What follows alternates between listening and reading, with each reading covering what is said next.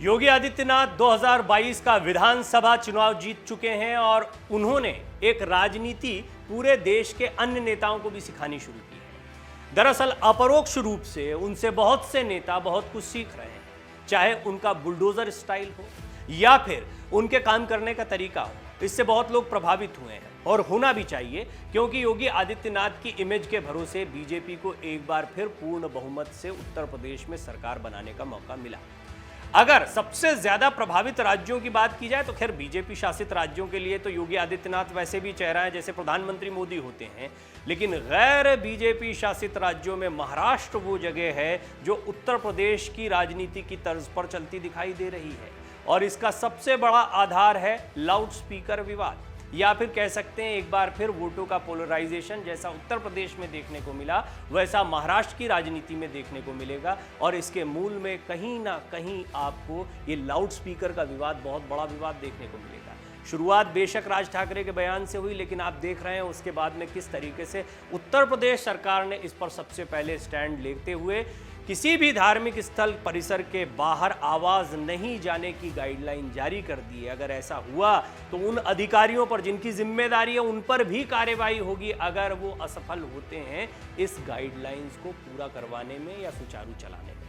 राज ठाकरे ने 3 मई तक की एक अल्टीमेटम दे रखा है उन तमाम लोगों को जो परिसर में लाउडस्पीकर लगाते हैं या बजाते हैं। अजान को लेकर यह पूरा विवाद शुरू हुआ था। मनसे ने अजान वर्सेस हनुमान चालीसा की शुरुआत की। मस्जिदों के बाहर या फिर शिवसेना भवन के बाहर हनुमान चालीसा को तेज तेज बजाया गया। महाराष्ट्र में लाउडस्पीकर विवाद के बीच महाराष्ट्र नवनिर्माण सेना के प्रमुख राज ठाकरे पार्टी के प्रमुख नेताओं के साथ बैठक कर रहे हैं। उनके घर पर यह बैठक है। बैठक में पार्टी द्वारा 3 मई तक जो मस्जिदों से लाउडस्पीकर हटाने का अल्टीमेटम है उस पर रणनीति की चर्चा कर रही है। इसके अलावा औरंगाबाद में 1 मई को पार्टी की बैठक और जून में अयोध्या यात्रा के मुद्दों पर रणनीति तैयार की जा रही है। राज ठाकरे ने मस्जिदों में लाउडस्पीकर के इस्तेमाल का सख्ती से विरोध किया। उन्होंने प्रदेश की सभी मस्जिदों से 3 मई तक लाउडस्पीकर हटाने का अल्टीमेटम दिया, मगर विभिन्न हलकों से आलोचना के बाद राज ठाकरे ने बाद में स्पष्ट किया कि वो धार्मिक गतिविधियों के खिलाफ नहीं है, बल्कि केवल लाउडस्पीकर के उपयोग का विरोध कर रहे हैं जिसका सभी लोगों के लिए सामाजिक और स्वास्थ्य पर प्रभाव पड़ता है। राज ठाकरे की चेतावनी के बाद महाराष्ट्र के गृह मंत्री दिलीप वालसे पाटिल ने कहा कि एक महत्वपूर्ण कदम के तहत महाविकास आघाड़ी सरकार ने राज्य के सभी धार्मिक स्थलों पर लाउडस्पीकर के उपयोग के लिए पुलिस की अनुमति अनिवार्य कर दी है। बहरहाल ये राज ठाकरे की धमकी है या फिर वक्त की जरूरत है ये कहना मुश्किल है, लेकिन समझने वाली बात यह है कि लाउडस्पीकर विवाद का बड़ा असर राजनीतिक दलों पर पड़ रहा है।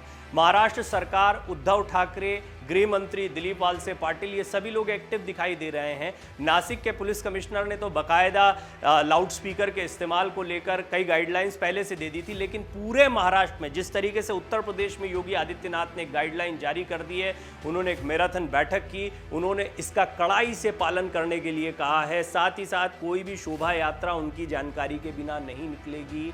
उन्होंने पुलिस वालों की छुट्टियां कैंसिल कर दी हैं। कहीं ना कहीं वो ये साबित करना चाहते हैं कि एक ऐसे समय पर जब झारखंड, दिल्ली और तमाम जगहों पर आप देख रहे हैं किस तरह सांप्रदायिक माहौल को खराब करने की जानबूझकर कोशिश की जा रही है, ऐसे वक्त में उत्तर प्रदेश की पुलिस को वो लगातार हाई अलर्ट पर रखना चाहते हैं। सभी पुलिस वालों की छुट्टी कैंसिल की गई है, लेकिन सबसे बड़ी बात यह है कि महाराष्ट्र सरकार भी अब योगी आदित्यनाथ की तर्ज पर अपनी राजनीति को, अपने एक्शन को आगे बढ़ा रही है और आप देखेंगे कि आने वाले दिनों में आपको ठीक कुछ ऐसे ही बड़े और कड़े फैसले महाराष्ट्र में भी देखने को मिलेंगे।